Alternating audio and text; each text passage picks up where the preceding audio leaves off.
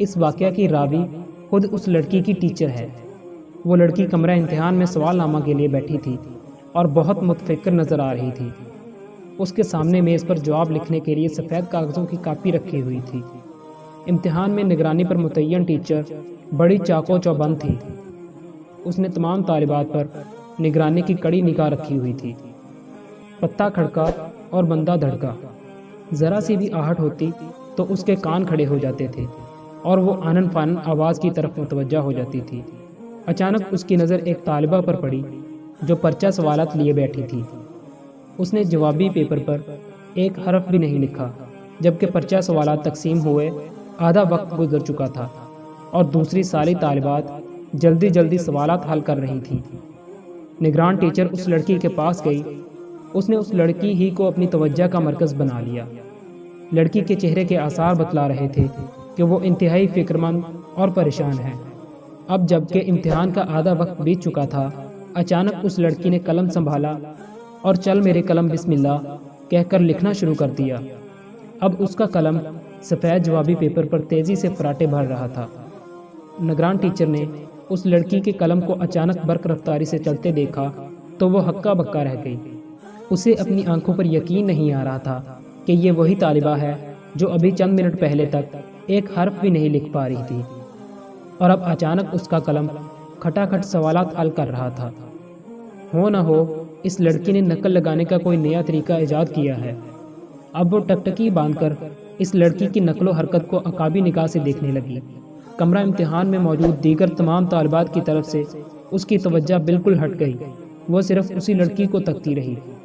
اسے شدید حیرت ہو رہی تھی کہ آخر کیا وجہ ہے کہ یہ لڑکی امتحان کے آدھے وقت تک تو خالی بیٹھی رہی، ایک لفظ بھی نہ لکھ سکی۔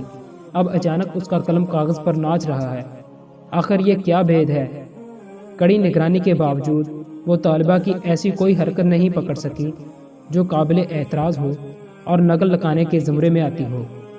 امتحان کا وقت ختم ہونے پر وہ لڑکی سوالات حل کرنے کے بعد جوابی کاپی کاؤنٹر پر جمع کروا رہی تھی۔ کیا بات ہے بیٹی؟ شروع سے آخر تک میں نے تمہاری نقل و حرکت پر نگاہ رکھی۔ تم نے امتحان کے آدھے وقت تک ایک حرف بھی نہیں لکھا، مگر آدھا وقت گزرنے کے بعد میں نے دیکھا کہ تمہارا قلم تیز رفتاری سے چل رہا ہے۔ پھر تم نے بہت جلدی سارے سوالات حل کر دیے۔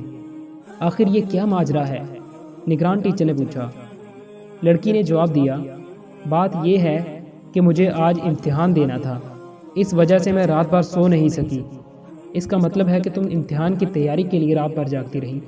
ٹیچر نے طالبہ کی بات میں مداخلت کرتے ہوئے کہا۔ نہیں محترمہ، یہ بات نہیں ہے کہ میں نے پوری رات امتحان کی تیاری میں گزاری ہے، بلکہ آج کے امتحان کے حوالے سے تو میں نے سرے سے ایک لفظ بھی نہیں پڑھا تھا۔ لڑکی نے کہا، تو پھر تمہاری شب بیداری کا مقصد کیا تھا؟ ٹیچر نے پوچھا۔ میری والدہ بیمار تھی، لڑکی نے جواب دیا۔ لڑکی نے اپنی بات جاری رکھتے ہوئے بیان کیا، میری والدہ سخت بیمار تھی۔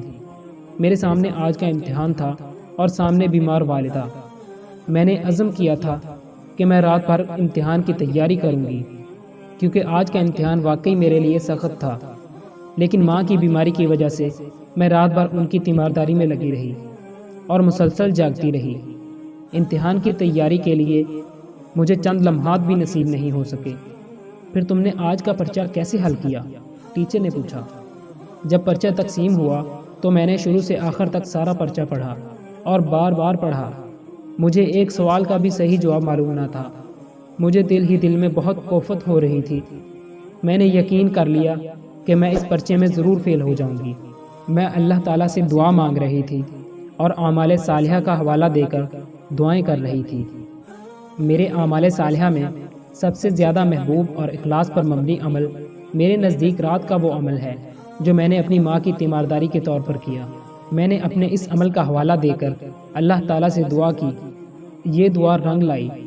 جب امتحان کا آدھا وقت گزر چکا تو اچانک ایسا محسوس ہوا جیسے میرے سامنے ایک جوابی کتاب رکھی ہے جس کے اوراق خود بخود کھلتے جا رہے ہیں۔ اس طرح مجھے امتحانی سوالات کے مطلوبہ جوابات ملنے لگے۔ بس پھر کیا تھا، میں نے کھٹاکھٹ سوالات حل کرنے شروع کر دیے اور مقررہ وقت میں تمام سوالات کے جواب لکھ ڈالے۔ ٹیچر اپنی شاگردہ کا وہ جواب سن کر حیران رہ گئی۔ اس نے طالبہ کی اس کامیابی کو ماں کی خدمت کا پھل قرار دیا۔